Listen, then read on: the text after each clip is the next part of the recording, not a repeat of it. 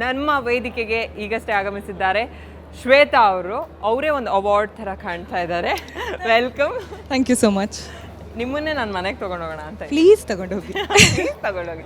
ಇಲ್ಲ, ಪ್ರದೀಪ ಅವ್ರ ಕೈಲಿ ಅವಾರ್ಡ್ ಚೆನ್ನಾಗಿರುತ್ತೆ.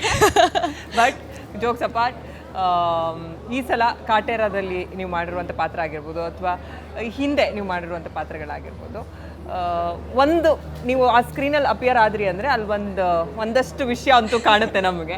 ಅದ್ರ ಬಗ್ಗೆ ಏನು ಹೇಳ್ತೀರಾ? ಖುಷಿ ಆಗುತ್ತೆ ದೊಡ್ಡ ದೊಡ್ಡ ಸಿನಿಮಾದಲ್ಲಿ ಇಂಪಾರ್ಟೆಂಟ್ ಪಾತ್ರಗಳು ಸಿಗೋದು.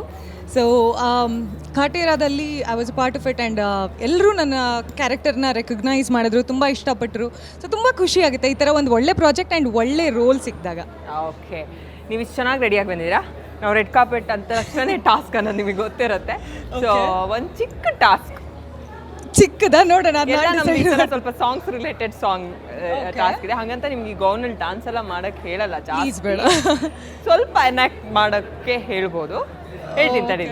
Props please. ಶ್ವೇತಾ ಅವರಿಗೆ ಸೂಟ್ ಆಗುವಂಥ ಒಂದು ಪ್ರಾಪ್ ನಾವು ಕೊಟ್ಟಿದ್ದೀವಿ. ನಿಮಗೆ ಚೆನ್ನಾಗಿ ಸೂಟ್ ಆಗುತ್ತೆ. ಏನು ನನ್ನ ಮುಖ ಮುಚ್ಚೋಗ್ತಿದೆ.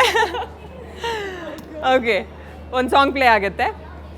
ಅದಕ್ಕೊಂದು ಅದ್ಭುತವಾಗಿರೋ ರೀಲ್ಸ್ ಕ್ರಿಯೇಟ್ ಆಗುತ್ತೆ. ಅದಕ್ಕೆ ನೀವು ಒಂದಷ್ಟು ಪೋಸಸ್ಸು ಕೊಡ್ಬೋದು, ಡಾನ್ಸು ಮಾಡ್ಬೋದು, ಏನು ಬೇಕು. Choice is yours.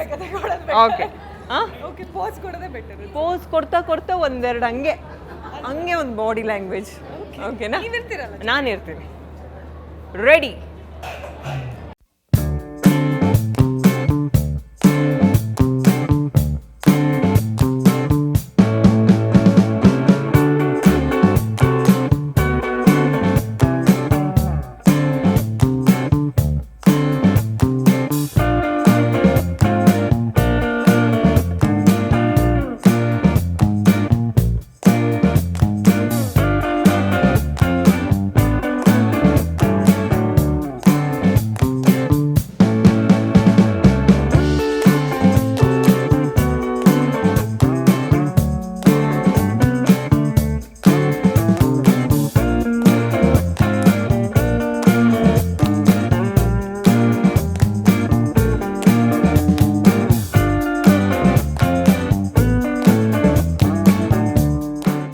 ಯಾರೋ ಡಾನ್ಸ್ ಬರಲ್ಲ ಅಂದರು.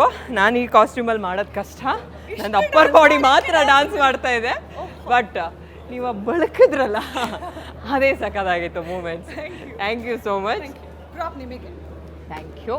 ತುಂಬ ಒಳ್ಳೆಯದಾಗಲಿ ಎಲ್ಲ ಫ್ಯೂಚರ್ ಪ್ರಾಜೆಕ್ಟ್ಸ್ಗೆ. ಹೆಚ್ಚೆಚ್ಚು ಸಿನಿಮಾಗಳು ಬರಲಿ. Thank you.